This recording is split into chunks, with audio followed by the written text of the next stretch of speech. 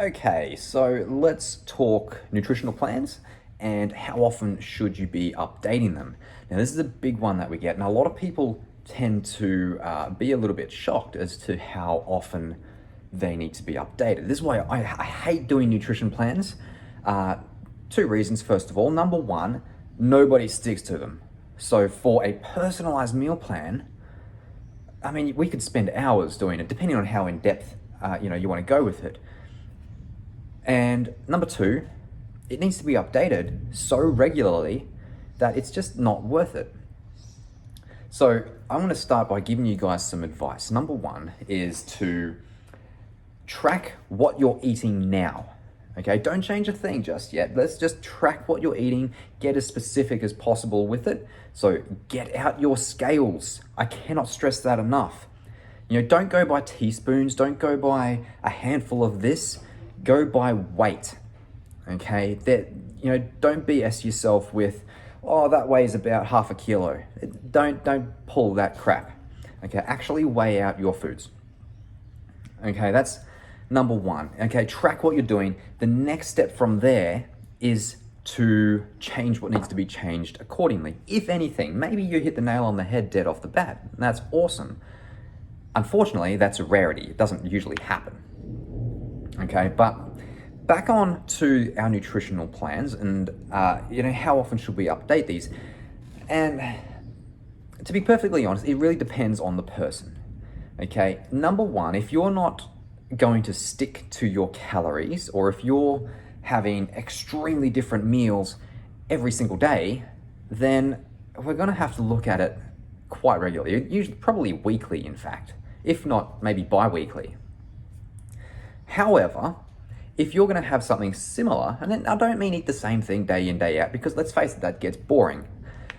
If you're going to eat something similar every day, then we can get away with, maybe 6 weeks, 8 weeks. But if you're hitting those numbers, there's certain things that we do in order to sit you at a higher calorie intake and still be losing body fat. Okay, refeed days, carb cycling, deloads, depletions. There's so many things that we can look at in order to help progress you at a faster rate while intaking higher number of calories. That means your performance improves, the weights you're lifting increase, your mental clarity increases.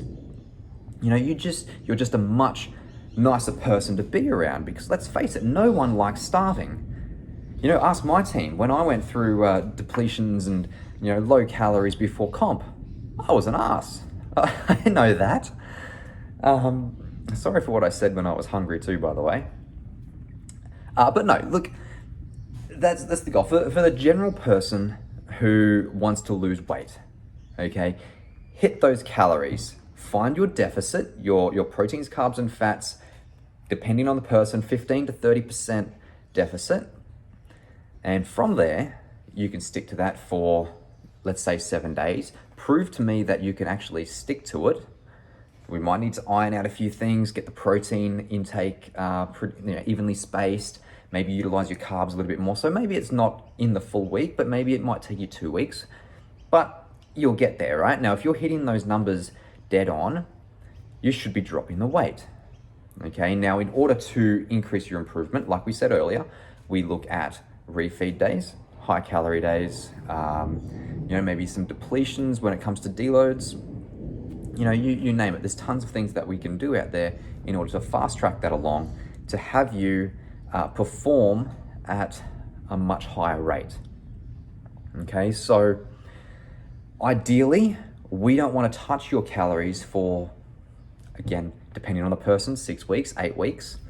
But if you're the sort of person who can't stick to them, we simply can't give you those accurate numbers. Oh, we can give you the accurate numbers, but there's no point in doing that if you can't stick to the basics. Okay, so look, advice number one is just get the basics right. Who would have thought, when I left school, our principal at the time, our late principal, passed away a couple of years after I left school. and huge memorial. One of the things that he used to say, and this is stuck with me. So I remember standing at the back in this memorial and listening to all these stories. The one thing that stood out to me was, get the small things done right. When you do that, then we can start to progress a lot more. Okay?